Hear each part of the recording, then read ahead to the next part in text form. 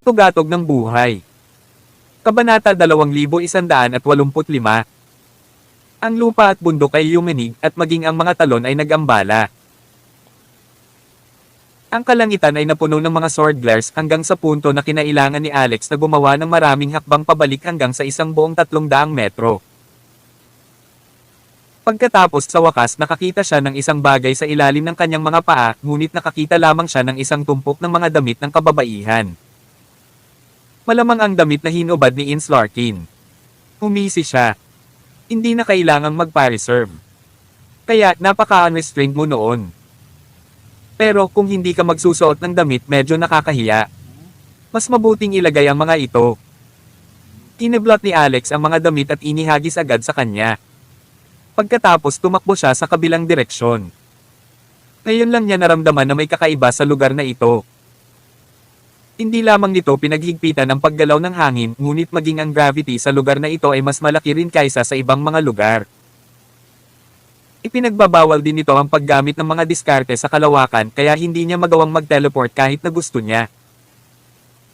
Kung hindi siya nahulog mula sa itaas at sa Ins na nagsimula ng problema sa unang lugar. Gusto mong tumakas. Mangarap pa. Inahabol siya ni Ins na parang dito nakasalalay ang buhay niya. Nakita na ni Alex ang kanyang katawan at ang tanging paraan para malinis ang kanyang reputasyon at pangalan ay ang mamatay siya. Ngunit kung siya ay lumayo, ano ang mangyayari pagkatapos? Siya ang banal na dalaga ng Yorkshire Palace at iyon ay magiging lubhang nakakahiya. Kaya ang pervert na ito ay kailangang mamatay. Sa kabutihang palad, may mga pormasayon sa lugar na ito na ipinagbabawal na naghihigpit sa paggamit ng mga spell upang hindi madaling makatakas ang taong pervert. Gayunpaman tila mayroon din siyang kasanayan dahil hindi pa siya patay. Hindi katakatakang naglakas loob siyang pumasok dito para gumawa ng napaka-immoral. Nakita niya si Alex na tumatakbo papunta sa gilid ng formation na nangangahulugang malapit na siyang maabot ang isang restriction at magdudulot sa kanya ng pagbawi. Malamig nang umisi si Ins, iniipon na ng espada sa kanyang mga kamay si Chi habang naghahanda itong patayin sa isang suntok. Pagkatapos isang nakakagulat na bagay ang nangyari. Casual na ikinaway ni Alex ang kanyang kamay at nag-drill out mula sa gilid ng formation. Hindi man lang siya binigalon. Natigilan si Ins. Kagad pagkatapos umakyat ang dugo sa kanyang ulo at pakiramdam niya ay mawawalan na siya ng malay. Paano ito nangyari? Hindi, kailangan ko siyang patayin. Nagmamadaling sinubukang sundan siya ni Ins ngunit mabilis niyang naalala na wala siyang damit. Nagmamadali siyang bumalik at pinulot ang kanyang mga damit sa lupa. Sa pagsabog ng chi energy ay agad na natuyo ang kanyang basang damit. Hindi sa wala siyang imbaka na kayamanan, ngunit sa ipinagbabawal na lugar na ito, wala itong silbi. Si Richit Asterisk. Matapos lumabas si Alex mula sa ipinagbabawal na lugar, nakita niya ang totoong Yorkshire Palace. Isa itong sinaunang gusali. Isang marangel na bulwagan. Isang malaking dojo. At maraming alagad ang naglalakad. Medyo nagpanik siya. Masyadong malaki ang lugar at hindi niya alam kung saan pupunta. Para maiwasan ang kakaunting taong nakita niya sa unahan niya, lumihis siya ng kaunti at naligaw siya. Noon pa lang ay naabutan na siya ni Ins. F***, she just won't let it go. Itinaas ni Alex ang mga paa niya at nagsisigaw. Sa buong sekta na ito, ang nakakalungkot na bagay ay ang paggamit ng mga special na pamamaraan ay pinaghigpitan at ang teleportasyon ay walang nagawang mabuti. Umaasa lang siya sa sarili niyang mga paa sa pagtakbo. Sa oras na ito, wala na siyang paraan para makaiwas sa karamihan at makakaasa na lang siyang makahanap ng labasan sa lalong madaling panahon. Maya-maya may nakakita sa kanila. Uy, hindi ba iyan ang banal na dalaga, Ins? Bakit siya humahabol sa isang lalaki? Sino ang taong iyon? Walang marka ng aming Yorkshire Palace sa kanya. Mukha siyang outsider. Pagkatapos niya, siguradong nasaktan ng lalaking ito ang banal na dalaga. Lalong lumakas ang daldalan at ugong at sabay-sabay pinalibutan si Alex ng mga alagad ng Yorkshire Palace. Isang taong may matalas na mata ang nakakita ng isang bagay na kulay rosas na pumapagaspas sa baywang ni Alex. Nang tingnan nila ng malapitan, tila ito ay bra ng isang babae at nagulat sila. F***, tingnan mo yung nasa bewang niya. Diba Brian? Ang bastos na ito, ninakaw ba niya ang bra ng Holy Maiden at iyon ba ang dahilan kung bakit siya hinahabol? Nang marinig niya ang mga salita ng mga disipulo sa kanilang paligid, muntik ng madulas si Ins at mahulog sa lupa. No wonder parang may kulang nang maisuot niya ang kanyang damit. Tawag. I-freak. I-click. I-subscribe kwentong nobela. Kabanata 2186. Dama-dami na ang mga sumunod kay Alex. Malaking problema ang kinakaharap ni Alex. The asterisk man. Sino ang naprovoke niya? Ginamit lang ni Alex ang force field ngunit nagdulot ng napakaraming problema. Sa kabutihang palad, ang mga taong ito na nakapaligid sa kanya ay walang mataas na antas ng paglilinang sa pangkalahatan. Mas mabagal sila kaysa sa kanya. Halika mga kapatid, kailangan nating maaabyutan ang anak ng B*** na iyon. Anong nangyayari? Sino yan? Ang isang kapwa-miyembro ng Yorkshire Palace na hindi alam ang sitwasyon ay sumali at nagtanong. Sagot ng una, that son of a B** stole Ins bra. Sino ang nakakaalam kung ano ang iba pang mga mapangahas na bagay na ginawa niya? Ulihin natin siya at patayin. Holy she**, serial rapist pala. Pero, my goodness, since nanakaw ang bra niya, hinaras ba ang Holy Maiden? Sino ang nakakaalam? Nakikita kung paano himatayan ang banal na dalaga sa galit, sa palagay ko dapat natin siyang bitayin. Paulit-ulit ang mga ganitong pananalita habang dumarami ang mga alagad na nasangkot. Nagkaroon ng apoy ng tsismis sa puso ng lahat. Bukod dito, ang banal na dalaga, si Ins, ay lubos na iginagalang dahil karaniwan niyang gustong magmukhang sophisticado.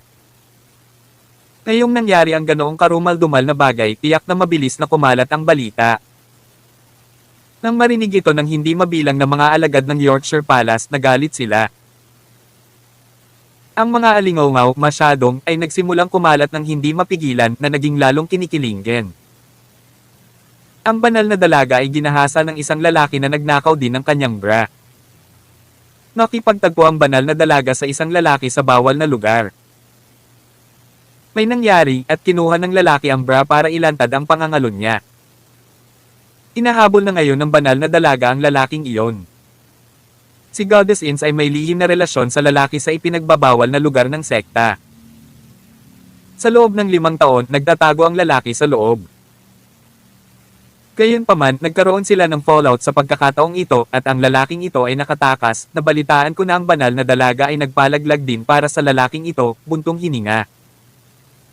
Walang nakakaalam kung saan nanggaling ang mga chismis na ito. Ito ay naging napakabilis. Narinig ni Ins na pilit pa ring humahabol kay Alex ang mga ganoong salita sa tabi niya at agad na nagalit.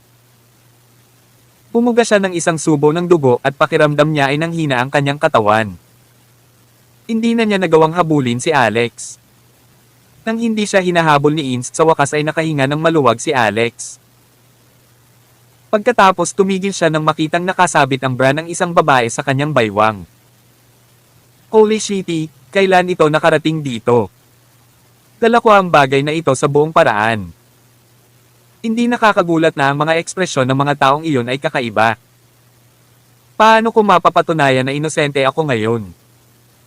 Sa wakas, nakita ni Alex ang 100 talampakan ng taas na gate sa harapan niya. Sa hitsura nito, ito ay dapat na ang exit gate ng Yorkshire Palace. Tuwang-tuwa si Alex at nagmamadaling lumabas habang hinuhubad ang bra sa lalong madaling panahon. Mukhang hindi magandang itapon lang ito. Itatabi ko muna. Pagkatapos hahanap ako ng pagkakataon sa susunod na ibalik ito sa kanya at ipaliwanag ang aking sarili. Kung hindi, siya ay magiging isang perverted serial rapist na nakakahiya. Ngunit sa sandaling ito, isang figure ang sumilay sa kanyang mga mata at agad na tumayo sa kanyang harapan. Ito ay isang nasa katanghaliang bulang na babae. Nag-iba ang aura niya. Ang kanyang paglilinang ay hindi pangkaraniwan sa unang tingin, mas malakas pa kaysa kay Ins.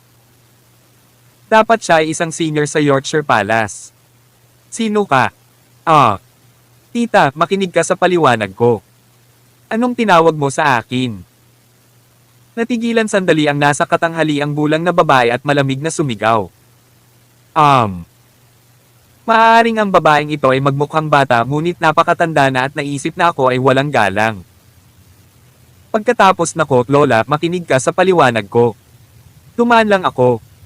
Tinatawag mo akong Lola. Bastos. Nanigas ang ekspresyon ni Alex. Mahirap makipag-usap sa matandang babaeng ito. Dagdag pat na pagtanto niya na mas marami ang humahabol sa likod kabilang ang ilang mga eksperto sa sekta. Napansin ni Alex na marami ang matatanda sa karamihan, lalo na ang sumugod sa harapan, isang matandang babae na may aura na nakamamatay. Mayroon siyang malaking banal na espada sa likod niya. Kabanata 2187. She asterisk T. Napasok ng tao ang kanyang sarili sa gulo. Prominenteng background ang babaeng iyon. Hindi siya maaaring anak ng sect leader, tama ba? Walang pagpipilian kundi ipaglaban ito. Sumigaw siya, panahon na para tabyusan ang sarili. Sorry, kailangan kong magalit sa'yo. Bumangon siya mula sa lupa at walang awa na inatake ang nasa katanghaliang gulang na babae. Nagkaroon ng pagsabog na yuminig sa paligid. Ang bata ay may sapat na kakayahan. Hindi nakakagulat na naglakas loob siyang pumasok sa ipinagbabawal na lugar ng Yorkshire Palace. D***NE. Oof. Tinamaan ng husto ang bilakasya ng babae. Agad itong naging isang pitong kulay na bula. Isang mahinang tunog ang narinig at ito'y pumutok. Isang papel na lalaki ang naging dalawang halves at pumalpak pababa. Peke ba ito? **Man. Nang agresibo siyang lumingon, nakita niyang matagal nang nakarating si Alex sa pintuan. Nagmamadali siyang lumabas tulad ng isang mabilis na kulog, lumingon sa labas ng pinto at nawala siya sa paningin niya. Kahabulin na sana siya ng babae nang sumugod ang isang batang babaeng disipulo at hinayla siya pabalik. Guro, huwag mo siyang habulin. Pakawalan mo siya. Pakawalan mo siya. Winona, sino ang lalaking ito? Siya. Siya ang love interest ni Ines. Ano ang sinabi mo? Nang marinig ito ng babae, nagbago ang ekspresyon ng mukha niya kaya nanginginig ang katawan niya sa hindi makapaniwala. Ang nasa katanghaliang gulang na babaeng ito ay walang iba kundi ang amo ni Ines, si Brina Davy. Siya rin ang pinuno ng Yorkshire Palace. Ang katabi niyang dalaga ay si Winona Zelda, ang nakatatandang kapatid ni Ines. Si Winona ay talagang nasa napakagandang mood. Hindi pa siya nakaramdam ng ganito kasarap. Bagamat siya ay nakatatandang kapatid ni Ines, hindi niya hinintay na mamatay kaagad si Ines upang ang posisyon ng Holy Maiden ng Yorkshire Palace ay mapasa kanya, sa halip na kung ano ito ngayon, si Ines ay marangal bilang Holy Maiden at ang magiging sect leader, habang siya, bilang senior sister, ay hindi makakuha anumang bagay. Ngayon, dumating na ang pagkakataon. Isang hindi maipaliwanag na lalaki ang aktwal na kumuha ng corset ni Ines at nagmamadaling lumabas sa ipinagbabawal na lupain. Ito ay isang beses sa isang buhay na pagkakataon. Kung tutuusin, sadyang ipinakalat ni Winona ang mapangahas na tsismis sa sekta para tuluyang matukoy na si Ines ay lihim na nakipagtalik sa isang lalaking sumisira sa kanyang reputasyon. Kilalang kilala ng amo niyang si Brina si Winona. Matapos mangyari ang ganoong bagay, kahit na si Ines ay may talento at mataas ang kanyang cultivation level, aalisan pa rin siya ng titulong Holy Maiden. Kahit ang langit ay tinutulungan siya. Sampal. Gayunpaman, malakas na sinampal ni Brina ang mukha ni Winona. Huwag kang magsalita ng walang katuturan. Hindi dapat suruan ang reputasyon ng banal na dalaga. Ibinaba ni Winona ang kanyang ulo at bumungad sa kanyang mga mata ang hindi mapapantayang hinanakit. Guro. Wala ka nang dapat sabihin, Winona. Alam ko kung ano ang iniisip mo. Noong itinatag ko ang kapatid mo bilang Holy Maiden at magiging sect leader noon, hindi ka kumbinsido.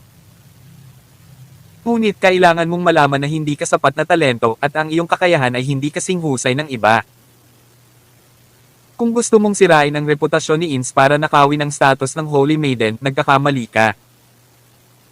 Pagkatapos niyang magsalita, biglang pumasok ang isang grupo ng mga tao mula sa Yorkshire Palace.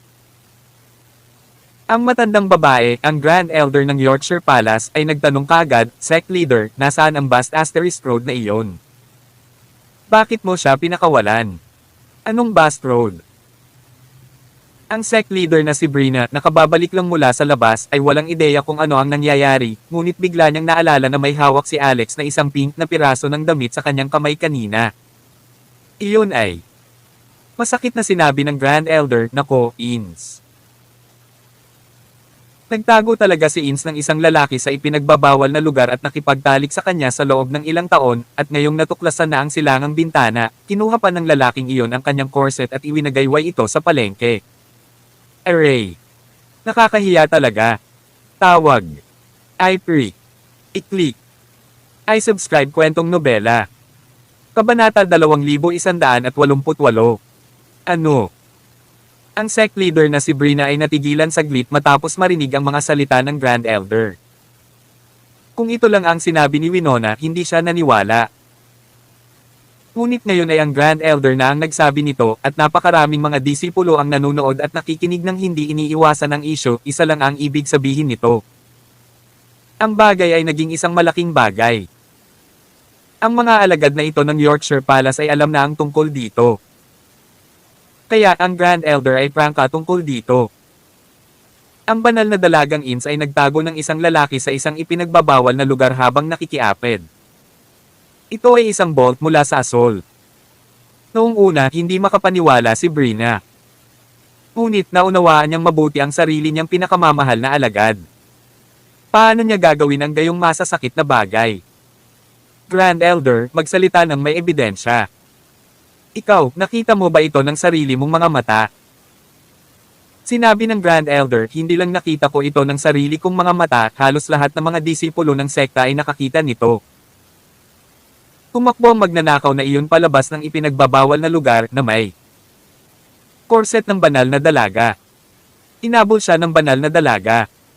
Say, napakakasalanan. Kailan pinahintulutan ng palasyo ng Yorkshire ang gayong makasalanang gawain? Ang banal na dalaga ay nagtago ng magkasintahan sa ipinagbabawal na lugar. Kung kumalat ang ganyang balita, malalaman ng ibang sekta. Tapos sisisihin at magsasalita sila sa likod natin. Sa hinaharap, mayroon ba tayong dignidad na maglibot sa underworld bilang mga alagad ng Yorkshire Palace? Kapag nagkita tayo, magtatanong ang mga tao, nabalitaan ko na ang iyong banal na dalaga ay nagtatago ng isang lalaki sa isang bawal na lugar. Wala na ang dignidad ko. Gusto ko na lang mamatay. Sinabi ng Grand Elder na may hindi maihahambing na pagkabigo ngunit hindi nang walang pagmamalabas. Habang nagsasalita siya, sinulyapan niya si Winona. Ang kanyang mga salita ay naglalaman ng mga nakatagong kahulugan. Ang Grand Elder ay walang iba kundi si Melanie Zelda na elder ng angkan ni Winona.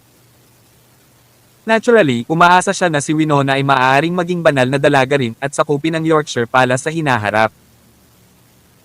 Sa kasamaang palad, ang Grand Elder ay may karapatan lamang na magmungkahi ng mga kandidato na maging banal na dalaga. Ang Sect Leader ang may kapangyarihang gumawa ng pangwakas na desisyon. This time, si Ins naman ang gumagawa. Kung hindi niya ito sinamantala, hindi ba ito kalokohan? Matapos marinig ito, ang labis na galit ni Brina ay nagpadyak sa kanyang paa sa lupa.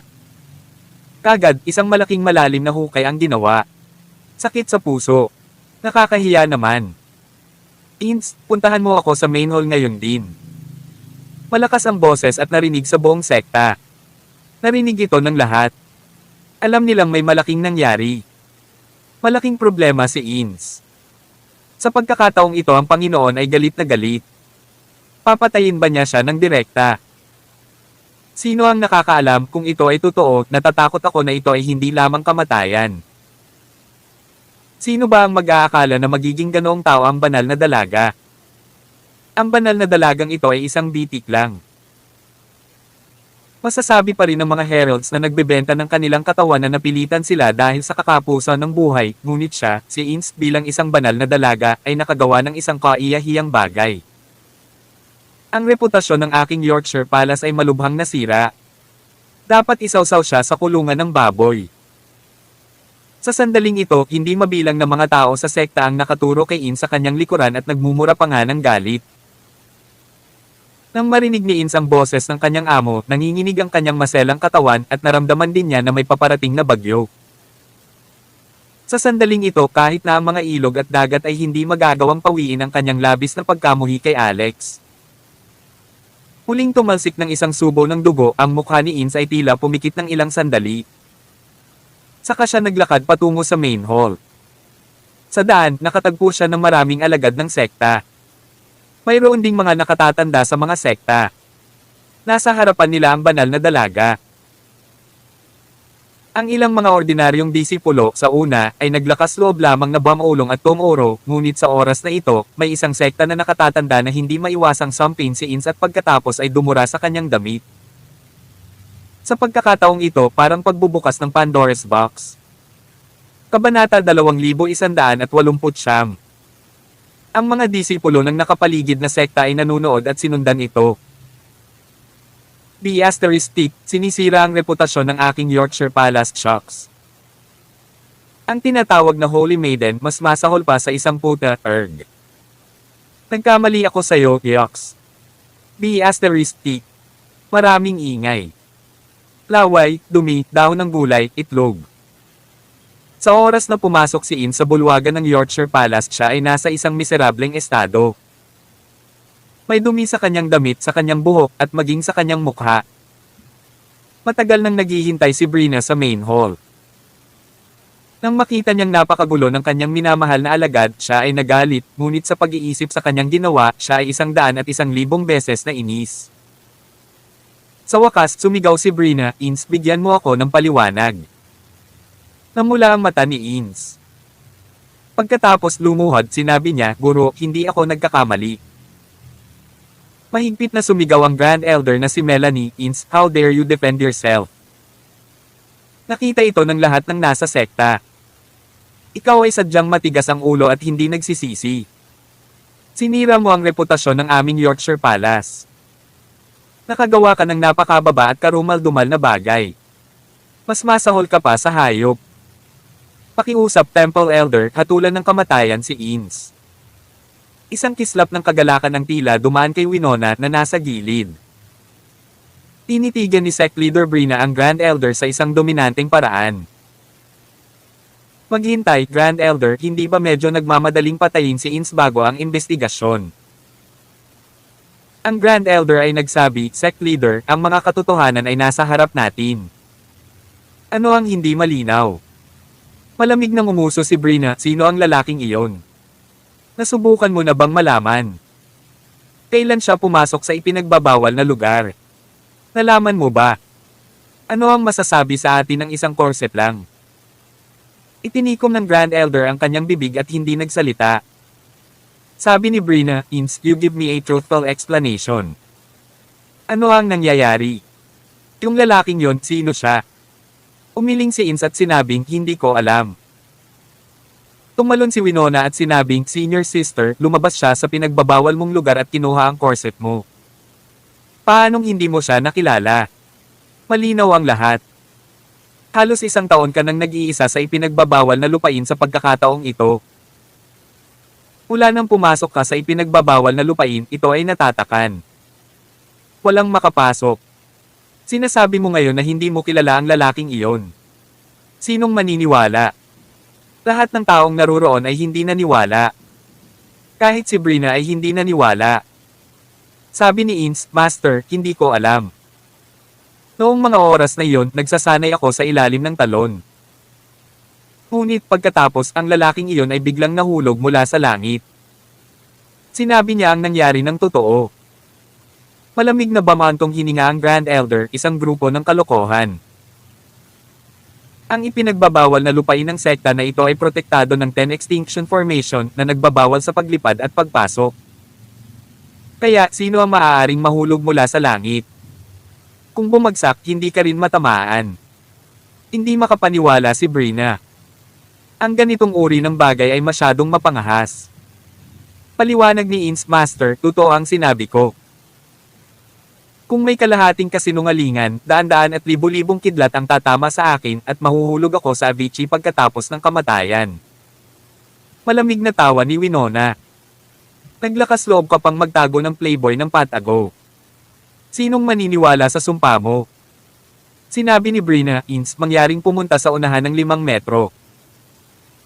Pinindot ni Brina ang kanyang palad at binalot ng 1,000 channel ng liwanag si Ins. Maya-maya, bahagyang lumuwag ang mukha ni Brina at sinabing, nandoon pa rin ang katawan ng panganay na anak ni Ins, kaya malinaw na ang lahat ay alingaw-ngaw. Guro, ito. Hindi mo maaaring palayain si Ins sa ganitong batayan lamang. Kahit na mayroon pa siyang panganay na anak, maaari pa rin siyang sumama sa ligaw na lalaki upang makipag-away sa isa't isa o kahit na makipagtalik sa isang alternatibong paraan. Grand Elder, marami ka talagang trick. Ito, guro, ito ay isang katotohanan na ang isang tao ay lumabas sa ipinagbabawal na lupain. Katotohanan din na kinuha niya ang corset ng banal na dalaga.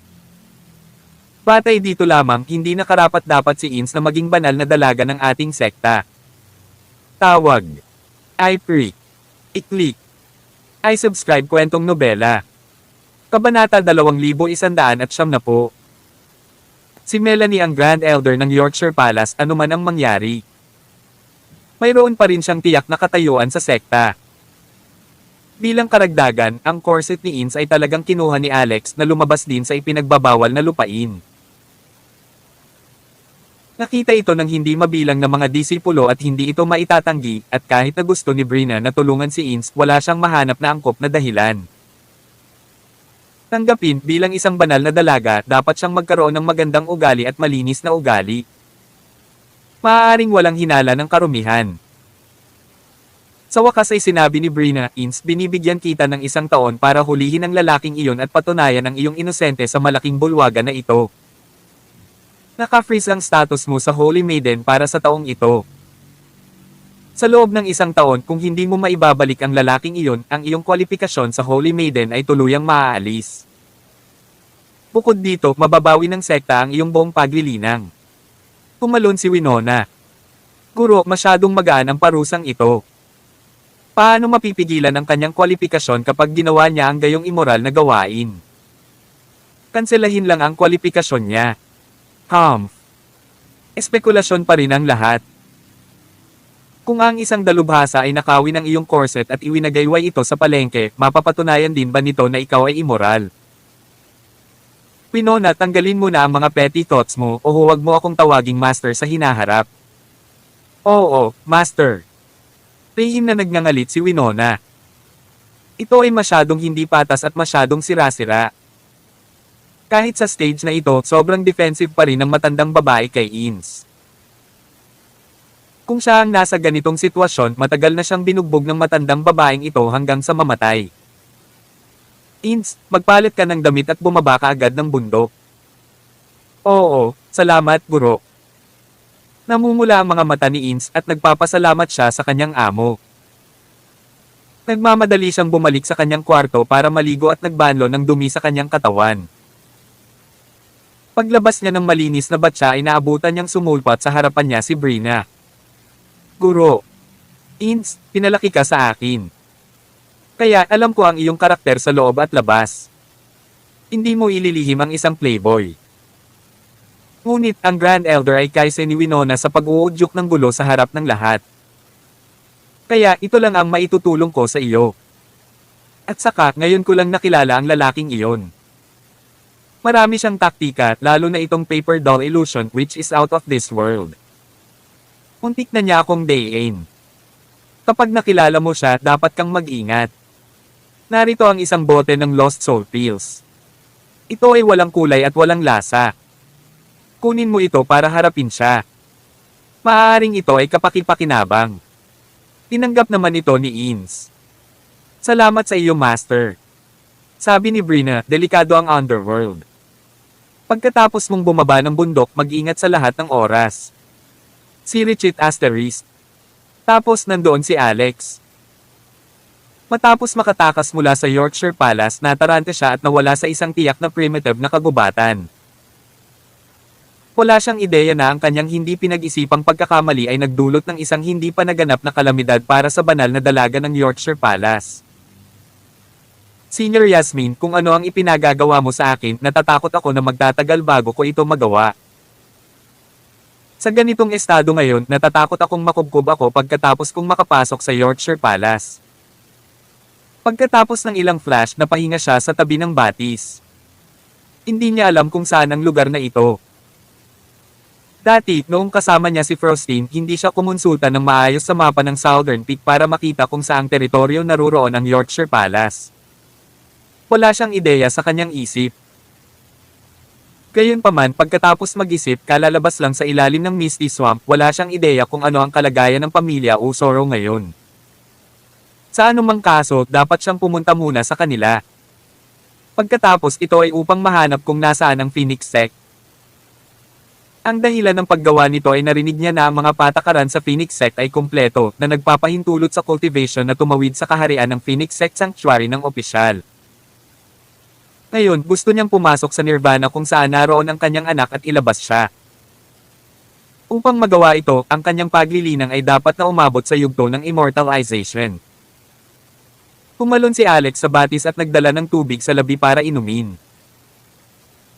Sa oras na ito, tahimik na lumitaw ang isang figure sa tabi ng batis, nakatingin kay Alex na nakatayo sa loob ng batis upang uminom ng tubig. Hindi ito gumagalaw at hindi gumawa ng ingay. Gayunpaman, matagal na itong alam ni Alex. Sa refleksyon ng batis, nakikita niya ang taong nakasuot ng pilak na maskara. Mula sa taas at uri ng katawan, lalaki ito. Kabanata 2171. Hindi maramdaman ni Alex ang anumang hangarin na pumatay o puot mula sa kanya. Para siyang isang talom ng damo o isang puno, tahimik siyang nakatayo at pinagmamasdan si Alex ng walang anumang emosyonal na pag-akyat na bumubuo ng isang pambihirang pagkakatugma sa nakapaligid na kalikasan.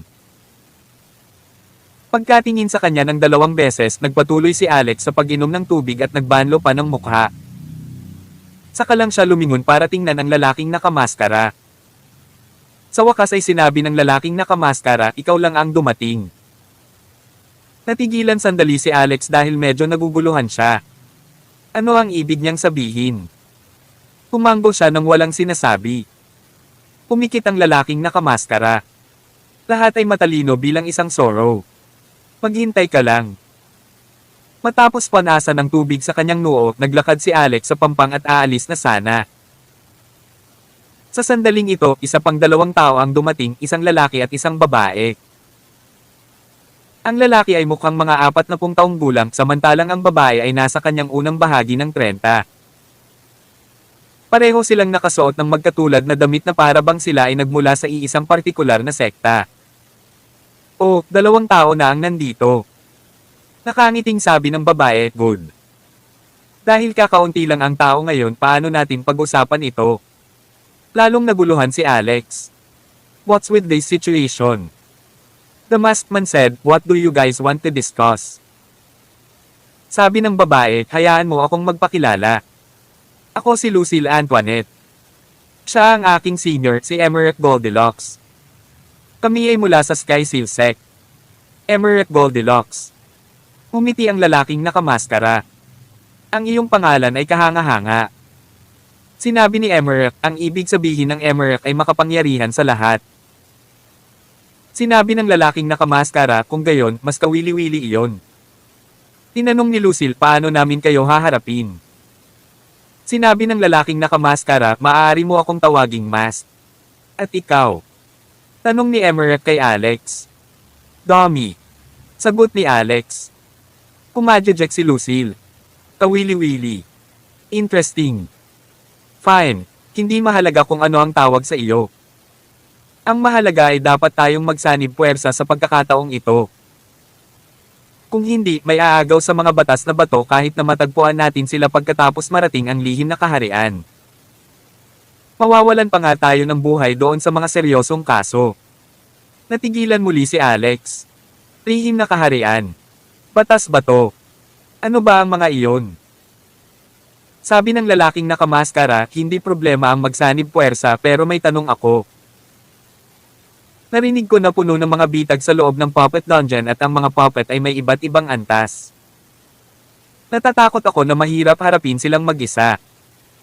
Kaya paano natin ailalaan ang mga pagnakawan mamaya? Sabi ni Lucille, of course, we'll allocate according to needs. May earth attribute ako kaya earth attributed low stones lang ang gusto ko. May fire attribute ang senior ko. Paano naman kayo? Sinabi ni Mast, mayroon akong katangian ng hangin. Sabi ni Alex, mayroon akong lightning attribute. Mabuti rin. Wala sa amin ang may paulit-ulit na katangian. Sa prinsipyo, ang mga batas na bato ng kani-kanilang katangian ay mapapabilang sa taong may kaukulang katangian. We'll share the loots of other low stones equally, nakangiting sabi ni Lucille. Walang sinabi si Alex. Hindi pa rin niya alam kung para saan ang low stones. Ngunit sa lalong madaling panahon, naisip niya ito. Ang bato ng batas ay isang uri ng enerhiya na inilagay sa papel, ngunit naglalaman ito ng kumpletong katangian ng panuntunan. Kaya pagkatapos makakuha ng isang tiyak na halaga ng low stones ng parehong uri, maaaring gamitin ng isa ang enerhiya sa loob ng low stones upang masira ang kaharian at makamit ang immortalization. Matapos marinig ang balita, agad na naantig si Alex. Napakaliit pa rin ang pagkakataong mahanap ang Phoenix Set Sanctuary. Ngunit kung ang pamamaraang ito ay maaaring gumana ngayon, ito ay isang magandang bagay na mapagbigyan ang kanyang hiling. Kaya, kinailangan niyang sumali dito. Maya-maya may nagmamadaling lumapit. Matapos makita ang taong paparating ay halos mapatalon si Alex. Kilalang kilala niya ang babaeng ito. Ikaw. Nakilala rin ng babae si Alex. Tinitigan siya nito ng mga dagger. Hindi ka papatay. Tawag. I-freak. I-click. I-subscribe kwentong nobela. Kabanata 2172. Ang babae ay ang bagong disipulo ni Dorothy asks si Hermione Yggdrasil. Laking gulat niya, dito niya nakilala ang babaeng ito. Gayunpaman pagkatapos maranasan ang transcendental na alitan sa pagitan ng Dakilang Genbo at ng Undead Queen at makuha ang regalo ng Dakilang Genbo, biglang nagbago ang estado ng pag-iisip ni Alex. Hindi na siya ang maliit na baguhan sa Astral Realm. Nagulat din ako na nakilala kita dito. Sinabi ni Alex, tingnan mo, nagngangalit ang iyong mga ngipin sa ekspresyong iyon na parang sinusubukan mong kainin ako ng buhay. Anong mali? Hindi ba ipinaalam sa iyo ng iyong amo na asawa niya ako? Galit na galit si Hermione. Kalokohan. Dorothy. Okay, si Sienna Stormer iyon. Iyon ang Diyosa sa isip ni Hermione, isang pag-iiral na kasing dakila ng langit. Si Sienna ay pananampalataya mismo sa kanya kaya paano niya pahihintulutan ng ibang tao na suruan si Sienna. Ang mga salita ni Alex ay nakaantig sa kanyang sakit. Karapat-dapat kang mamatay dahil sa paglapastangan sa aking amo. Galit na sigaw ni Hermione at ibubunot na sana niya ang kanyang espada kay Alex, sinusubukang kitilin ang kanyang buhay. Si Lucille, Mast, at ang iba pang malapit ay nataranta. Hindi nila alam kung ano ang nangyari sa pagitan nila, ngunit tila ito ay kawili-wili. Sabi ni Mast, Miss, bago ka kumilos, alamin mo muna kung asawa siya ng amo mo, di ba? Siguro siya na talaga. Hindi mo lang alam ang tungkol dito. Nagalit si Hermione Yggdrasil nang marinig ito. Samantala, sinabi ni Alex, talaga, asawa ako ng iyong amo. May 4 pa kaming anak ng iyong amo, quadruplets. Nagsabi ng totoo si Alex. Nasabi kasi ni Sienna na may relasyon si Hermione sa kanya. Para sa kapakanan ng buhay ni Dorothy sa loob ng katawan ni Sienna. O sa halip depende pa rin sa awa ni Sienna kung matagumpay na mapaghiwalay si Dorothy sa hinaharap. Sinadya din ni Alex na huwag ng gusot si Hermione na kanselahin ang sama ng loob minsan at para sa lahat. Siyempre, alam niyang baka iyon ang wishful thinking niya. Napatay niya ang buong pamilya ng Yggdrasil kaya hindi siya dapat pakawalan ni Hermione. Kakol. Tumawa si Lucille. Nang magsalita si Alex tungkol sa quadruplets, naramdaman niyang tinutukso ni Alex si Hermione gamit ang mga salita. Sa ilalim ng normal na mga pangyayari, ang mga ordinaryong tao ay hindi maniniwala dito. Swoosh! Sa sandaling ito, may dumating na naman. Sa pagkakataong ito, 7 tao ang dumating, 5 lalaki at 2 babae. Ang pinuno ay isang binata na nakaputi. Nang lumitaw ang grupo ng mga tao, biglang nagbago ng ekspresyon sina Lucille, Emer, Mask, at maging si Hermione. Pagkatapos tumahimik sila at masusing nagmamasid na para bang sila ay isang uri ng mga salot na puno ng panganib. Itong marami lang sa inyo ang pumunta dito. Where are the others? Kumunat ang noo ng binata at sumulyap kay Alex at sa iba pa. Tumawa si Lucille. Kaya si Young Sectmaster Orlando. Iilan lamang ito sa atin sa ngayon. Anyway, hindi pa tapos ang oras. Huwag mag-alala. Yung Young Master Orlando kung sino man ang medyo bongga. Ang isang matandang babae sa tabi niya ay mabilis na naglabas ng isang item mula sa storage ring at inilagay ito sa lupa ng may boom. Sa isang sulyap, ito ay tila isang pavilion na inukitan ng puting jade. 7 metro ang taas nito na may lapad na 10 metro. May isang mesa at upuan na gawa sa puting jade at nakalagay doon ang mga kagamitan sa pagtimpla. Ito ay Katanji Tangi. Ito ay maluho. Young Sectmaster, pakiusap. Yumuko ang matandang babae at sumaludo sa binata. Kabanata 2173. Tumango ang binata nang hindi mahahalata at naglakad papunta sa pavilion. Pumasok sa pavilion ang isang bata at magandang babae sa tabi niya, nagtimpla ng tsaa at nagbuhos nito. Kumuha pa siya ng merienda at inilagay sa white jade table para ma-enjoy ng binata. Ang natitirang mga lalaki ay responsable para sa proteksyon. Ang buong setup ay mukhang eksaktong isang portable Xanadu ng isang emperador sa paglalakbay. Pulong ni Alex, sino ba ang bongga na lalaki na iyon? Napakaganda niya. Dapat siya ay manatili sa bahay at mamuhay ng isang protektadong buhay. Sinabi sa kanya ni Mask sa pamamagitan ng telepathy, bro, hinaan mo ang boses mo. Ang taong ito ay hindi isang taong madaling pakitunguhan. Mag-iingat ka. Baka mahirapan ka kung marinig niya. Huli na para magsisi ka sa huli. Ganun ba siya kabangges? Lumipat din si Alex sa telepathy communication. Paanong hindi mo siya kilala? Ang taong ito ay tinatawag na Donovan Orlando. Siya ang batang Sectmaster ng Sunshrine. Ang taong ito ay isang henyo sa martial arts. Nagkaroon ng anomalya sa langit at lupa nang siya ay isilang.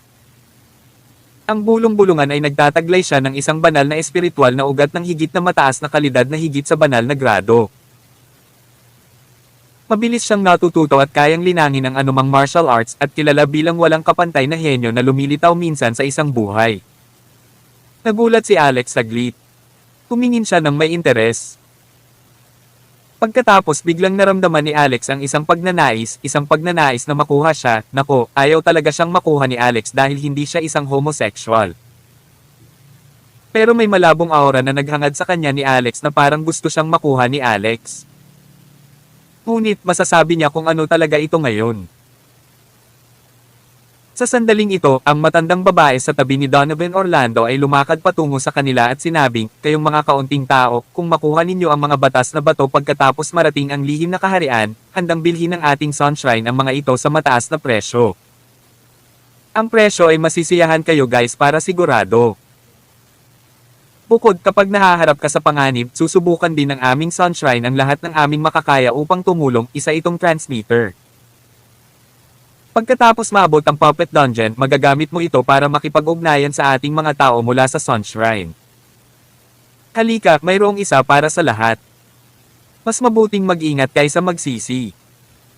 Naglabas ang matandang babae ng ilang bagay na parang token. May mga komplikadong pattern ng pagbuo sa kanila. Kinuha rin ni Alex ang isa sa kanyang mga kamay nang walang anumang komento. Ngunit sa isang malapitang pagtingin, masasabi niya ito. Ang mga tao sa Sunshrine ay may masamang intensyon.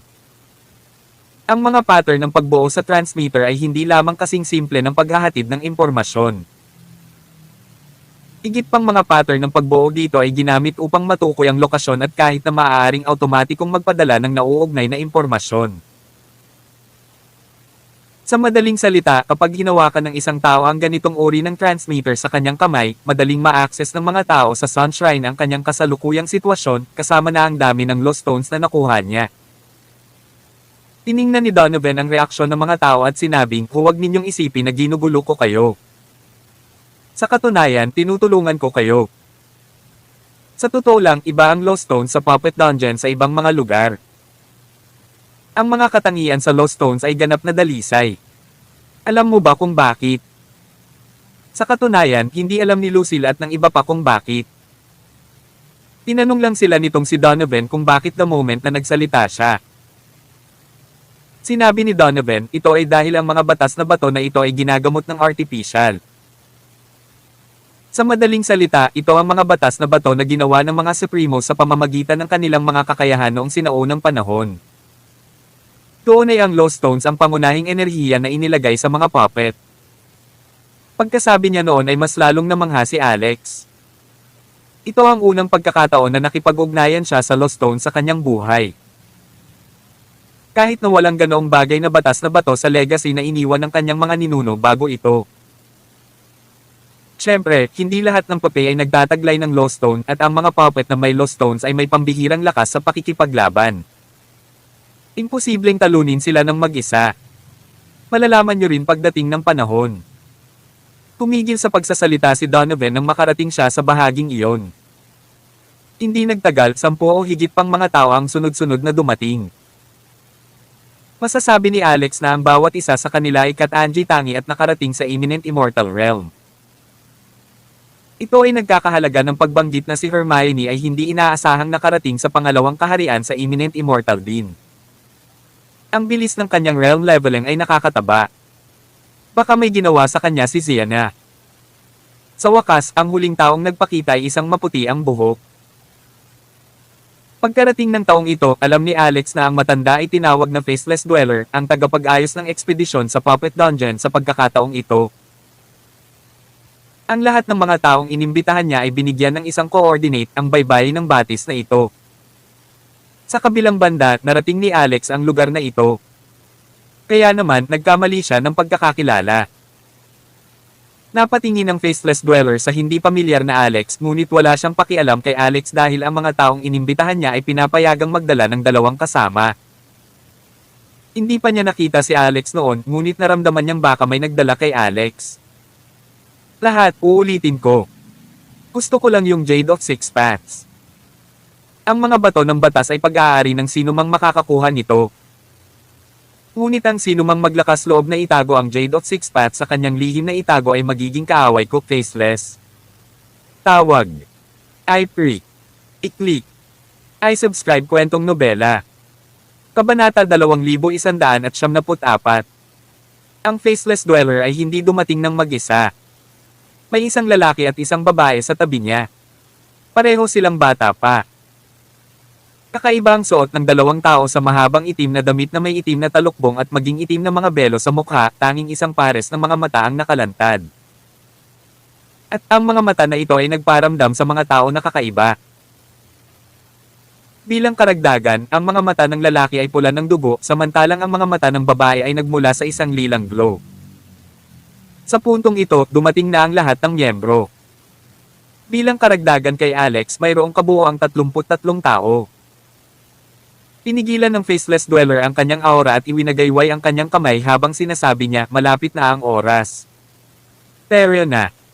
Tumingin si Alex sa iba at bumaling kay Hermione. Matapos mapansin na lahat sila ay sumunod sa Faceless Dweller, hindi siya nagsalita at sumunod sa likod ng grupo. Maya-maya pa ay parang sadyang napaatras si Hermione at sumunod kay Alex. Nasaan ang aking reflective eye? Ibalik mo sa akin. Umuso si Alex.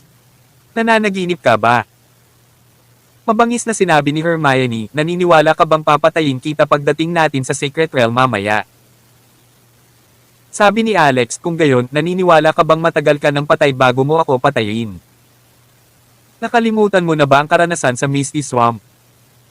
Paano kung subukan mong maramdaman muli ang pagsalakay ng mga ugat ng puno sa iyong katawan? Ikaw. Sa sandaling naisip niya ang sakit mula sa pagsalakay ng Chaos Tree upang kunin ang reflective ay mula sa kanyang puso, kinasusuklaman niya si Alex at gusto niyang durugan ang kanyang mga buto upang maging abo. Iyon na dapat ang pinakamasakit na naranasan niya sa buhay niya. Humph. Tumayo si Hermione sa B***start na ito at ayaw na siyang makita pa. Umisi si Alex at hindi ito isinapuso. Talagang hindi niya kailangang mag-alala tungkol sa pangalawang kaharian sa Imminent Immortal. Nagtungo sila sa hilaga. May malalagang kagubatan sa daan at marami pang ang matataas na demonyong hayop na malayang gumagala sa loob. Gayunpaman, ang lalaki at ang babae sa tabi ng Faceless Dweller ay napakalakas at hindi nangangailangan ng tulong ng iba. Napatay nila kagad ang lahat ng demonyong hayop na nakatagpo nila. Sa paglalakbay, nakita ni Alex si Faceless na naglalabas ng mapa na parang naghahanap ng paraan. Kaya naman, hindi madaling mahanap ang lugar na iyon. Makalipas ang kalahating araw, hindi pa nila nahahanap ang lihim na kaharian, ngunit nakaramdam si Alex ng kakaibang aura. Pakiramdam niya ay may nakatingin sa kanya. Lihim niyang nirefresh ang sarili at maingat na hinanap ang target. Gayunpaman, hindi ito mula kay Hermione o alinman sa kanyang mga kapantay. Marahil ang cultivation base na kanyang ipinakita ay mahina. Kaya naman, maliban sa pag-iingat ni Hermione sa kanya, hindi siya sineseryoso ng ibang tao. Ang tingin lang siguro nila sa kanya ay cannon fodder. Ano ba yan? Ang pakiramdam na pinapanood ay bahagyang naiintindihan. Tahimik na naglabas si Alex ng isang paper doll para hanapin ang lugar, ngunit wala man lang nakuha. Medyo nakakatakot ang lugar na ito. Naanod sila sa kagubatan. Habang sila ay patuloy na sumusulong, halos walang landas na lalaki rin sa unahan. Gayunpaman, ang dalawang kabataang nakatalukbong sa ilalim ng Faceless Dweller ay patuloy na iwinawagayway ang ilang metrong haba ng swordlight upang sikmurain ang daanan sa unahan. Hoy, dummy! Ang lalaking nakamaskara, si Mast, ay tahimik na lumapit sa tabi ni Alex. Sumagot si Alex, Mast, may mali ba? Sinabi ni Mast, napansin mo ba na kakaiba ang dalawang tao sa unahan? Tanong ni Alex, aling aspeto ang ibig mong sabihin? Sumagot si Mast, lahat ng aspeto. Hindi mo ba masasabi? Ang chi na inilabas ng dalawang tao ay iba sa mga ordinaryong tao at kakaiba rin ang kanilang mga galaw. Ang pinakakakaiba ay hindi sila humihinga at hindi hinihigop ang espiritual na enerhiya ng langit at lupa. Bilang isang cultivator, ito ay halos isang instinct na sumipsip ng espiritual na enerhiya ng langit at lupa, lalo na ang dalawang taong iyon na nagliliyab sa landas at kumakain ng kanilang chi sa lahat ng oras. Ayon sa loika, dapat silang patuloy na sumisipsip ng espiritual na enerhiya ng langit at lupa para sa muling pagdadagdag. Gayunpaman, hindi nila nakuha ang alinman sa mga ito. Sinaman sila ng tingin ni Alex. So, sa katunayan, nakita na niya ito. Ang lalaki at babae na may itim na talukbong at mga belo sa mukha ay hindi mga tao. Kabanata 2175. Nakangiting telepath si Mas. Kaya gusto kong itanong kung dummies ba sila tulad mo. Alam ni Alex na masasabi rin niya ito. Ang dalawang taong iyon ay mga papel na tao na ginawa ng mga tao. Noong una ay naisip ni Alex na dito na magtatapos ang paksa. Sa kanyang sorpresa, ang lalaking ito ay tila naging awkward sa lipunan dati, ngunit bigla siyang naging dull-dull at nagtanong, "Hoy, ano ang nangyayari sa iyo at sa babaeng iyon? Mayroon ka ba talagang 4 na anak sa kanyang amo?" Walang magawa si Alex. Naniniwala ka ba? Sinabi ni Mast, maniniwala ako kung aamin ka. Nag-aatubili si Alex na sagutin muli ang tanong na ito, ngunit si Mast ay tila nasugatan sa paligid niya, naglalakad sa tabi niya, hindi mapaghihiwalay, na may distansya na wala pang kalahating metro. Si Alex ay hindi komportable at hindi man lang maglaro ng anumang maliit na trick. Maskara, pwede bang wag kang lalapit sa akin? Hindi ko gusto ang pagiging malapit sa isang lalaki. Si Lucille na nauuna sa paglalakad ay lumingon kay Mas ng masama. Nabalisa si Mas. Hoy, ano ba yung pagmumukha mo? Ako ay isang normal na tao. Maaari mong subukan ito kung hindi ka naniniwala sa akin. Umuso si Lucille. Susubukan ko lang pagkatapos. Mabilis siyang kumilos at iniunat ang kanyang kamay sa crotch area ng mask ng biglaan. Ah! Kakaibang sigaw ni Mask. Hindi siya makapaniwala na gagawin ito ni Lucille. Ikaw! Hindi ka ba natatakot na magselos ang lalaki mo? Umadjejek si Lucille at sinabing matagal nang namatay ang lalaki ko. Hindi siya ang aking lalaki. Senior ko siya. Sa tingin ko ay pinagkalooban ka ng husto. Gusto mo bang maging lalaki ako? Tinawakan ni Mask si Alex. Gusto ko ang mga lalaki. Tinulak siya ni Alex. Pagwala. Ilang beses silang sinulyapan ni Donovan na may ignorante at walang interes na tingin. Hindi nagustuhan ni Faceless ang pagiging maingay nila at sinabing tumahimik ka. Malapit na ito sa Secret Realm. Magkakaroon ng panganib anumang oras. Tanong ni Emmerich, ano ang panganib dito? Pagkasabi niya noon ay biglang naghiyawan ang mga lalaki at babaeng papay na nagliliyab sa unahan. Dagendong. Umalangaw-ngaw sa kagubatan ng isang nakakabasag lupa na dagendong. Kagad pagkatapos isang behemoth ang sumugod at sinuntok ng malakas sa dibdib ang lalaking papay ng malakas na putok na nagpalipad sa lalaking papay. Ang mahabang itim na damit ay sumabog sa himpapawid, inihayag ang aktwal na nilalaman sa loob. Ito ay isang tansong tao. Ang katawan na iyon ay hindi tao sa lahat, ngunit ito ay tanso na may metal na kinang. Nakita na ito ni Alex ng banal na mata noon kaya hindi siya gaanong nagulat. Gayunpaman, maraming tao ang nagulat. Halimbawa, sinabi ni Hermione, hindi siya tao. Ano siya? Galit na sigaw ni Faceless, is this the time to talk about this now? Bilisan mo, sabay tayo at patayin ang tanggang Hulk na ito. Napatingin ang lahat sa behemoth na nagpasabog sa lalaking papay. Ito ay talagang isang hanggal na Hulk. 10 metro ang taas nito at natatakpan ng mga bato. Ito ay isang taong bato. Nanlaki ang mga mata ni Alex dahil hindi pa siya nakakita ng ganoong bagay. Siya ay nakakuha ng kaalaman sa unang pagkakataon sa kanyang buhay. Oh gosh, ano ito? Paano magkakaroon ng ganyan? Pulalas ni Mask. Sabi ni Faceless, ito ay isang uri ng papay. Mayroong mga bagay na ito sa lihim na kaharian. May batas na bato sa katawan nito. Sabay na tayo. Nang marinig ito, ang mga tao ay naglunsad ng pag-atake sa taong bato.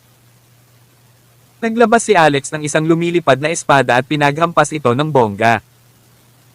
Kung tutuusin, hindi naman siya masyadong nag-effort. Pinagmamasdan niya ang reaksyon ng taong bato pati na rin ang kanyang mga kasamahan. Dahil dito, hindi siya nakaimik. Walang taong tulala. Ang lahat ay hindi inilapat ang kanilang buong lakas. Sa kalaunan, pinatay ng galit na Faceless ang taong bato gamit ang isang laslas at malamig na sinabi, kung nandito kayong lahat para linta, pasensya na. Kinansela ang operasyon sa Secret Realm. Makakabalik kayong lahat. Tawag. I-pre. I-click. I-subscribe kwentong nobela. Kabanata 2196. Swoosh. Pinutol ng Faceless Dweller ang ulo ng taong bato na naging sanhi ng pagkalaglag ng isang ochre na kristal mula rito. Kasing laki ito ng hinlalaki, umaapaw sa liwanag. Kapag ang bagay na ito ay nalantad sa hangin, bumulwak ang isang stream ng manipis ngunit patuloy na pagbabago-bago ng kapangyarihan ng mga batas. Ito ay ang kapangyarihan ng mga batas na nauugnay sa lupa. Naramdaman naman ito ni Alex. Sa hindi inaasahang pagkakataon, bahagyang nanginag ang palasyo ng kanyang isip. Ito ay ang pinanubik na ang putik slab sa ilalim ng Chaos Tree sa loob ng isip palasyo ay nagmula. Ang lupang nagpapanibago sa sarili. Iyon ang slab ng putik na hinukay niya mula sa God's Tomb sa Undead Territory. Dahil din sa mud slab na ito kung kaya't ang Chaos Tree ay desperadong lumaki mula sa 2 metrong taas na maliit na puno hanggang sa isang napakalaking matayog na puno na lumampas sa 1,000 metro. Ang kasalukuyang Chaos Tree ay tila tumigil sa paglaki, ngunit hindi alam ni Alex kung iyon na ang limitasyon nito. Ngunit ngayon, bigla niyang nahulaan na kahit na ang mud slab na iyon ay makapangyarihan, ang enerhiya na nasa loob ay dapat na limitado, at imposibleng maging walang katapusan. Ngayong nagbunga ito ng pagnanais para sa lost stone na nauugnay sa lupa, hindi ba't nangangahulugan iyon na ang lost stone na may kaugnayan sa lupa ay maaaring maglagay muli ng enerhiya nito? Kukuha ako ng isang piraso para sa iyo kung may pagkakataon. Pero hindi ngayon. Kinuha ng Faceless Dweller ang lost stone na iyon na may kaugnayan sa lupa at ibinato lang ito sa isang malaking tao. Mas marami kang naiambag ngayon. Ang bato ng batas na ito ay nababagay sa iyo kaya iyo ito. Tumingin si Alex sa napakalaki na lalaki at naalala na ang lalaki ay tila tinatawag na Tytree Joffrey. Sa katunayan, siya ay isang may-ari ng espiritual na ugat na nauugnay sa lupa. Salamat. Masayang tinanggap ni Tytree ang bato ng batas. Sa sandaling ito, ang taong bato na hinukay ang bato ng batas ay biglang naglabas ng boom na tunog at ang katawan nitong bato ay tuluyang gumuho. Tila may tipak ng kulay abong enerhiya na kumalat mula sa loob na naglalaho sa hangin. Buntong hininga. Nakarinig si Alex ng buntong hininga sa sandaling ito. Lumingon siya para tingnan si Mas. Siya ang nagpakawala ng buntong hininga. Tila na. Naaawa siya sa pagkawala ng taong bato. Ngunit sa kabilang banda, naramdaman pa niya ang isang uri ng galit na damdamin sa kanyang matalas na lakas ng pag-iisip.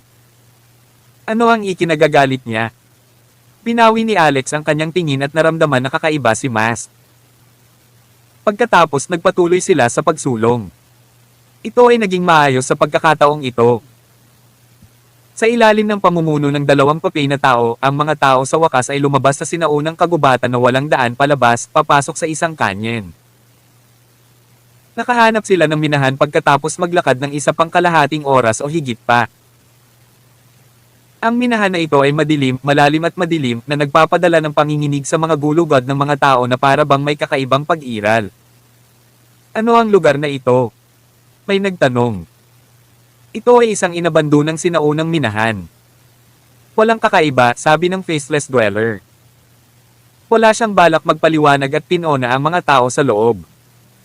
Sa katunayan, medyo na-curious si Alex. Siya ay isang tagalabas na walang alam at basta-basta sumugod sa loob. Hindi niya alam kung siya ay ibebenta. Kaya naman lihim niyang tinanong si Hermione sa pamamagitan ng telepathy, "Hoy, sino ang Faceless Dweller?" Hindi siya haantong sa isang bitag, tama ba? Wala siyang choice dahil kaunti lang ang koneksyon niya kay Hermione at wala nang ibang kakilala. Hindi siya makapaniwala kaya tinanong niya si Hermione. Malamig nang umuso si Hermione. Hindi ka ba nasa loob ng bitag? At saka, bakit ko naman sasabihin sa'yo? Sinabi ni Alex dahil asawa ako ng iyong amo. Galit na galit si Hermione. Umalis ka na dito. Umiling si Alex. Malas ang amo mo. Paano tatanggapin ni Sienna Stormer ang isang alagad na katulad mo? Ikaw ay hindi karapat-dapat. Pagbalik ko mamaya, hihilingin ko sa kanya na paalisin ka sa apprenticeship. Natigilan si Hermione. Alam mo ba ang pangalan ng aking amo? Kabanata 2197. May sakit ka. Paanong hindi ko malalaman ang pangalan ng asawa ko? Pagkaraan ng ilang sandali, marahil ay nag-aalala si Hermione tungkol sa Faceless o nagdududa sa pagkakakilanlan ni Alex, kaya sinabi niya, "Huwag mo akong tanungin. Hindi ko rin alam. Na-recruit lang ako dahil nabalitaan ko na makukuha ko ang Lost Stone. At ang Lost Stone ang pinakakailangan ko ngayon kaya kinailangan kong pumunta para tingnan ang lahat ng gastos. Kaya ganoon ang kalagayan ng mga bagay." Pagkatapos ng isang paghinto, nagtanong si Hermione, "Hoy, paano ka nakatakas sa tiyan ng halimaw na iyon?" Ayaw sagutin ni Alex ang tanong na ito kaya ang sabi niya, "Anong hoy? Kailangan mong harapin ng maayos ang asawa ng iyong amo." Galit na galit si Hermione at sinipa si Alex ng malaking bato. Bam! Siyempre, nabigo ang malaking bato na tumama kay Alex at bumagsak sa dingding ng minahan na may paglihis ng direksyon, sabay-sabay na nabuo ang isang malaking butas. Sa hindi inaasahang pagkakataon, biglang lumitaw ang apoy sa butas. Ano yang bagay na yan? Medyo nagulat ang mga tao nang makita ang eksena. Si Alex ang pinakamalapit. Nang tingnan niya ito ng mabuti ay agad niyang naramdaman ang lamig sa talampakan niya. Nakapagtataka, may isang mabilog na mata na gwapong lalaki sa loob ng nabasag na butas nakatitig sa kanya. Napaatras si Lucille ng ilang hakbang. Pagkatapos tumingin, sumigaw siya sa susunod na segundo, "O Diyos ko, tao ba ito o isang multo?" Maya-maya, halos lahat ay lumapit para tingnan. Sa mga sandaling ito, unti-unting napatay ang apoy sa butas kaya't mas kitang-kita ang eksena sa loob ng butas. Patay ang gwapong lalaki sa loob, hindi kumikibo. At saka, hindi lang bangkay iyon kundi marami sila. Biglang sinipa ni Emmerich ang pader sa tabi niya at nagpakawala ng mas matinding pagyanig na gumuho halos sa buong dingding ng minahan. Bilang resulta, ang isiniwalat na aktwal na nilalaman sa loob ay nagulat sa karamihan. Isa itong mass grave. Ang mga bangkay ay siksikan sa loob ng minahan, may mga lalaki at babae. Ngunit ang kakaiba ay, guys, tingnan nyo. Bakit pare-pareho ang mukha ng mga bangkay na ito? Ulalas ni Hermione. Siya ay itinuro ito ng mali. Dapat ay dalawang magkaibang mukha. Ang isa ay mukha ng lalaki, ang isa ay mukha ng babae. Magkamukha ang mga lalaki, pare-pareho din ang mga babae. Pamulong si Mask kay Alex, parehas lang sila ng pangalan mo, dummy. Ito ay mga clone. Sabi ng matandang babae na sumusunod sa tabi ni Donovan. Ngunit pagkatapos idinagdag niya, sila ay walang kamatayang mga papay na katawan mula noong sinaunang panahon. Matapos marinig ang kanyang kakaibang paliwanag, maraming tao ang nagtanong, ano ang isang walang kamatayang katawan ng papay? Samantala, ang nagulat na si Alex ay naisip, lahat ba sila ay clone? Sinabi ng matandang babae, may isang sinaunang tala sa ating Sunshrine na nagsasabi na noong sinaunang panahon, ang Undying Clan ay sumalakay sa iba't ibang kaharian.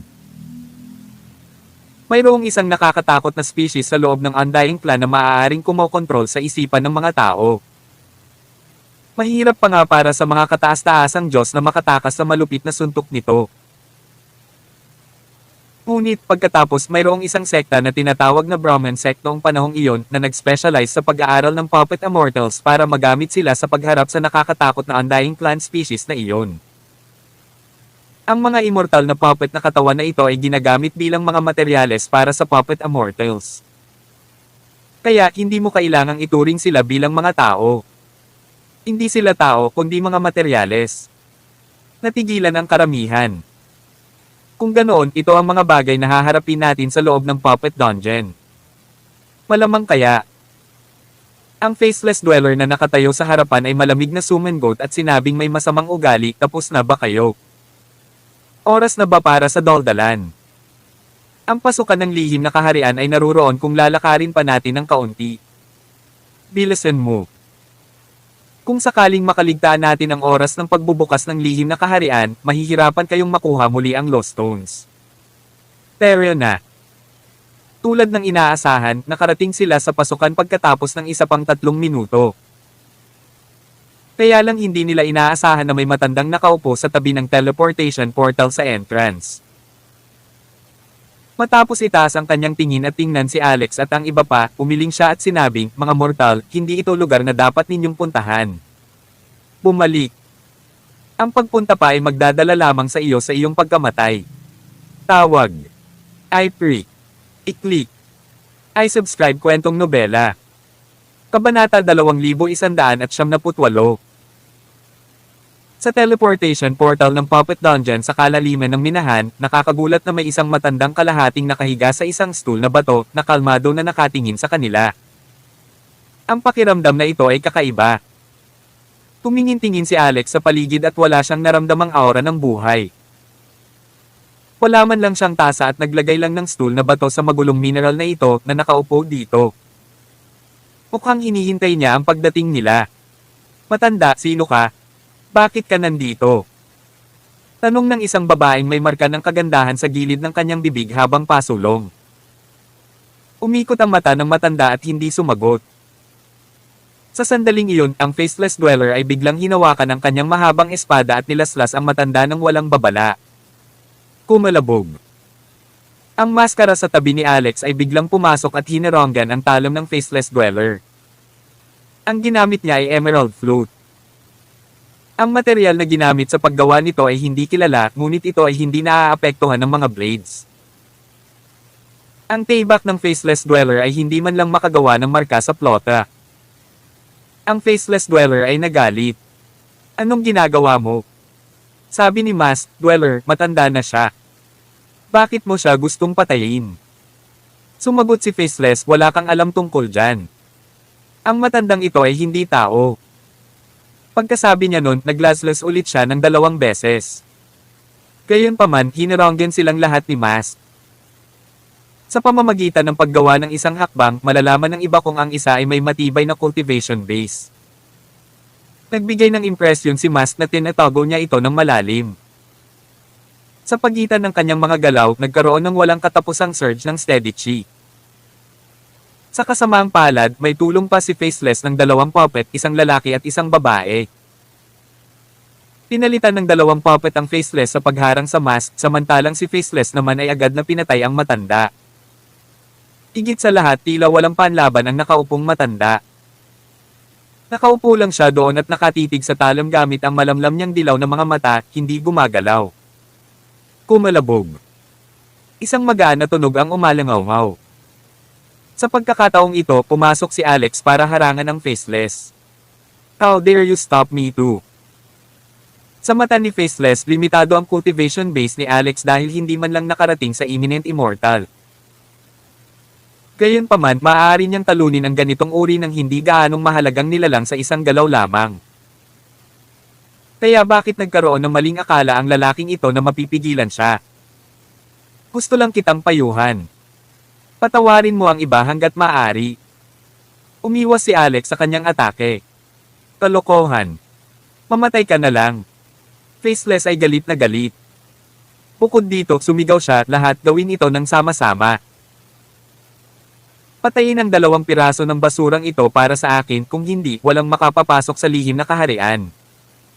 Tumawa si Donovan. Ayon sa gusto ng dweller noon.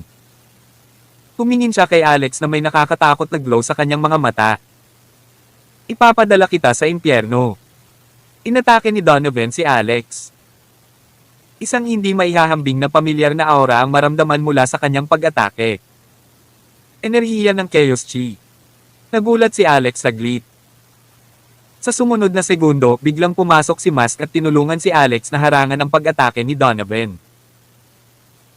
Ngunit dahil doon, ang 2 puppet ay sumugod sa kanyang harapan at gumawa ng isang laslas sa gilid ng kanyang mukha. Ang pilak na maskara ay naputol at nahulog na nagpapakita ng isang gwapo, maselang mukha sa loob. Ngunit sa sandaling ito, isang sugat ang naiwan sa kanyang mukha. Unti-unting umagos ang dugo. Siya. Bakit kamukha niya ang mga clone na iyon? Matapos tingnan ng malinaw ang mukha ni Masked, sabay-sabay na bulalas ni Hermione. Siya rin ay isang puppet na tao. Matapos tingnan ng malinaw ang kanyang mukha, ang Faceless Dweller ay nagalit. Kaya isang especially iya ang kasama natin, mamatay ka na lang. Hindi mabilang na pag-atake ang itinuro kay Masked. Uli na para pigilan sila ni Alex. May pumutol sa baywang ni Masked sa isang kisap mata na may dugo at mga laman loob na tumalsik sa buong lugar. Maging ang isang mata niya ay bulag, ngunit hindi pa siya patay. Tumingin siya kay Alex gamit ang isa pang nakikitang mata at sinabing, "Bro dummy, dali. Go." Ang huling 2 salita ay parang nauubusan na siya ng kapangyarihan. Umiti ng walang awa si Donovan.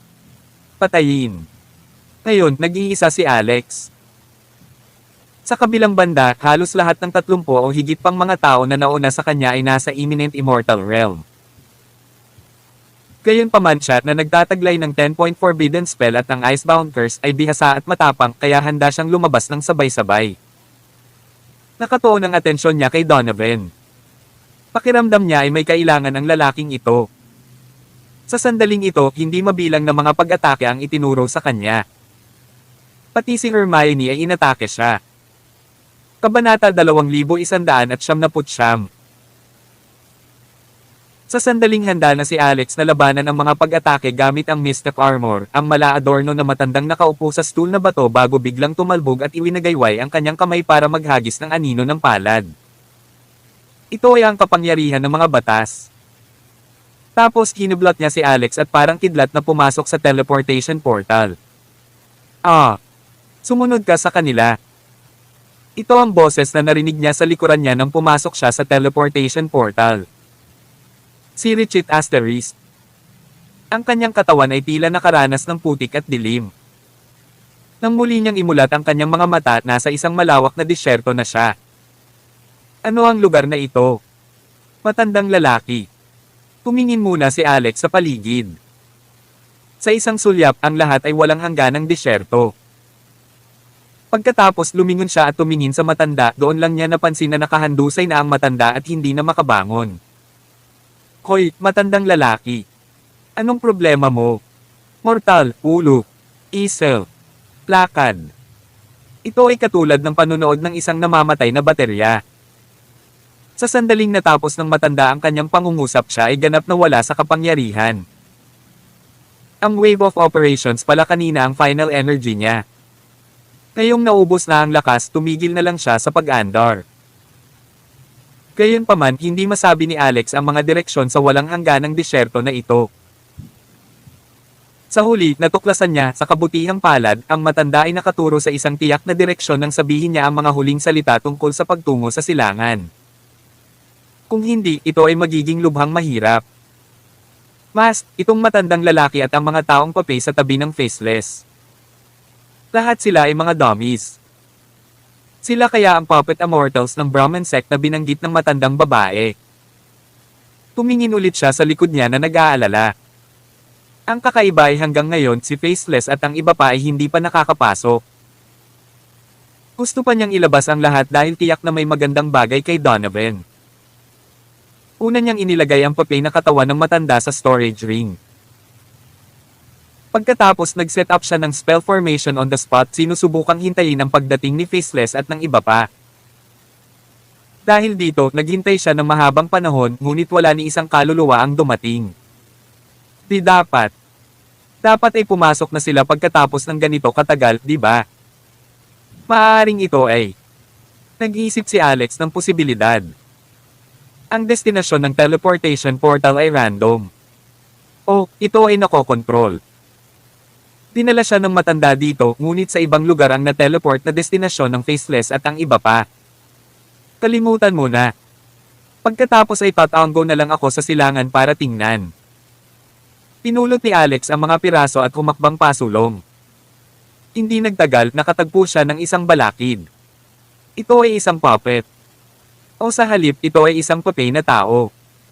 Sabay-sabay na lumabas ang tatlo. Pareho silang hitsura ng mga nakasalansan sa mass grave, maliban na ang mga mata ng papay na lalaking ito ay duguan at sumugod upang patayin siya nang walang sinasabi. Oof! Oof! Oof! Tatlong puppet ang magkasunod na pinatay ni Alex sa pamamagitan ng isang slash. Pinunasan niya ang kanyang ilong. Sobrang hina. Pinutol niya ang kanilang mga utak gamit ang isang espada, ngunit wala man lang lost stone. Sa makatuwid, hindi lahat ng papay ay may batas na bato, at ang mga may batas na bato ay ang mga gintong gansa. Makalipas ang isang oras, sa wakas ay nakasalubong niya ito. Gayunpaman, di asterisk man ito. Isang malaking grupo sa kanila na may kabuoang 30 o higit pa ay sabay-sabay na dumating. Sila ang tunay na puppet immortals. Makalipas ang kalahating minuto, binugbog si Alex hanggang sa dumyugo ang kanyang ilong at halos lumabas na ang kanyang bituka. Takas tayo. Noon lang isang boses ang nagsabi, Panginoon ko. Tawag. I pray. I-click. I subscribe kwentong nobela. Kabanata 2200. Panginoon ko, Panginoon ko. Pabago-bago ang boses kaya hindi niya agad matukoy ang direksyon ng boses. Gayunpaman, pamilyar at matalik ang pakiramdam nito na para bang ito ang apple of his eye na dati niyang taglay. Tama iyon. Ito ay ang apple of his eye nila. Gayunpaman, 30 o higit pang mga puppet immortal ang tumutudyas kay Alex. Kahit na ang mga taong ito ay mga puppet, taglay nila ang mga batas na bato sa kanilang mga katawan. Kaya sa isang tiyak na aspeto, maaari silang ituring na mga immortal. Hindi bababasa, sila ay talagang mas malakas kaysa sa isang tao sa pangalawang kaharian sa imminent immortal tulad ni Hermione. Kaya wala siyang karagdagang lakas para isipin kung paano niya narinig ang boses ni Nila ng biglaan. Patayin. Patayin siya. Patayin siya. Ang sabi ng Puppet Immortals kasabay ng umaalingaw na mamamatay tao na aura. Ang kanilang mga mata ay duguan, puno ng galit at kabaliwan. Sa sandaling iyon, nagkaroon ng biglaang pagbabago sa kalangitan at ang mga daloy ng itim na lomet ay lumitaw mula sa manipis na hangin. Kagad pagkatapos, isang malaking berdeng gininto ang dragon na buntot ang lumabas sa mga lomet. Ang buntot ng dragon ay natatakpan ng kaliskis ng dragon at tila puno ng tactile na kalidad. Isang tiyak na misteryoso, sinaunang aura ang pumuno sa bawat sukat ng dragon na may pakiramdam ng kapangyarihan. Kagad pagkatapos, ito ay ang buong katawan ng dragon. Mabangis itong lumagpas sa space barrier at lumabas mula sa mga ulap. Sa sumunod na segundo, si Nila ay bumaba mula sa langit na may napakalakas na puwersa na humahampas ng malakas sa 30 o higit pang mga Puppet Immortals. Kasabay nito, ang Faceless Dweller na sina Donovan, Hermione at ang iba pa sa kabilang direksyon ng Puppet Dungeon ay nasaksihan din ang biglaang pagsulpot ni Nila sa himpapawid. Ang agarang paglitaw ng makapangyarihan at nakakabigla na katawan ay nagulat sa mga tao. Iyan ay isang Ben-Ares Dragon. Si Donovan sa karamihan ay bumulong-bulong habang napuno ng pagnanasa ang kanyang mga mata. Isang Ben-Ares Dragon. Talagang Ben-Ares Dragon. Ulalas din ang Faceless Dweller habang nagtataka. Hindi ba't sinabi nila na ang mga Ben-Ares Dragon ay nawala sa sinaunang panahon? Kaya talagang mayroong isang nakatagong Ben-Ares Dragon sa lihim na kaharian na ito. Tsaka mukhang bata pa kaya juvenile dragon. Kung maaari kong panatilihin ito bilang isang alagang hayop. Nang sabihin niyo ng Faceless Dweller, napansin niyang lahat ng tao sa paligid niya ay may pagnanasa sa kanilang mga mata. Sino ang hindi magnanais na panatilihin ang isang sinaunang dragon bilang kanilang alagang hayop? Iyon ay isang tunay na mangangabayo ng dragon. Tiningnan ni Donovan Orlando ang matandang babae at sinabi sa pamamagitan ng telepathy, kung hindi ako nagkakamali, ito na dapat ang huling bloodline ng Ben-Ares Dragons. Ito ay isang susi at isa ring katayuan. Dapat makuha ko siya. Ang pagkuha sa kanya ay katumbas ng pagkakaroon ng suporta ng lahat ng dragon. Kung ikukumpara dito, mukhang hindi gaanong mahalaga ang Lost Stones. Habulin.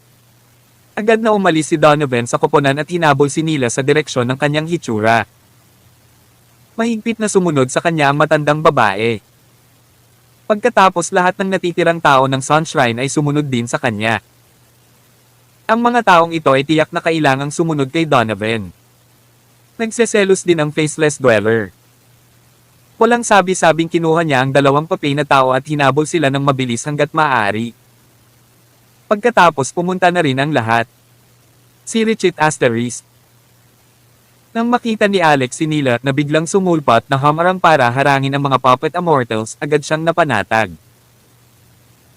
Gayunpaman tila medyo mahirap para kay Nila na harapin ang napakaraming Puppet Immortals ng sabay-sabay sa kanyang kasalukuyang antas. Dahil hindi niya maasikaso ang lahat ng sabay-sabay, agad siyang pinalibutan ng grupo at binugbog hanggang sa napasigaw siya sa sakit at nalaglag ang ilang piraso ng kaliskis niya. Galit na galit si Alex. Sa tingin mo ba wala akong kapangyarihan dahil lang sa hindi ko ipinakita ang aking lakas? Nila, umalis ka na. 10-point Forbidden Spell, Icebound Curse. Madaling nagawa ni Alex ang Forbidden Spell habang tinulungan siya ni Nila na bumili ng oras. Ang 79 na gininto ang core ay sumanib sa pogen ng mga ipinagbabawal na spell na nagbuhos ng malamig na asol na ginaw. Till then.